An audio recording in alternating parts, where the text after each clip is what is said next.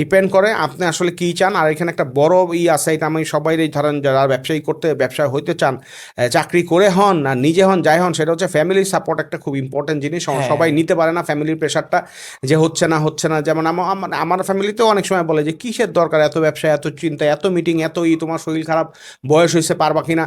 তারা তো আর এইটা বুঝে না যে আমি এখন আমার এটা বুঝে না পারে, হয়তো বুঝে তারপরেও হয় যে এত কষ্ট করতেছি, কারণ হচ্ছে কি আমার ফ্রিডমের জন্য। কয়দিন পরে এই আমার অটো হবে আর কি, মানে এই জিনিসটা। যেমন কনসালটেন্সি ভেরি টাফ জব, বাংলাদেশে বুঝেই না মানুষ কনসালটেন্ট কী করবে। যেমন আমাদের গ্রোথ টিমের কথা, গ্রোথ টিম কী করে, কনসালটেন্সিটাও হয়তো মানে এমএনসি বা অন্যান্য কালচারে যারা থাকে তারা বুঝে, কিন্তু এসএমই যারা, তারা তো এরা কিছু বুঝে না, এটা আবার কী জিনিস।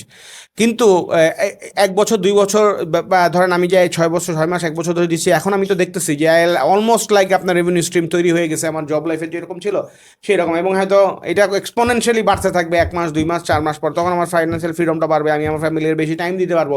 সবচেয়ে বড় কথা হচ্ছে I am talking and meeting a lot of other founders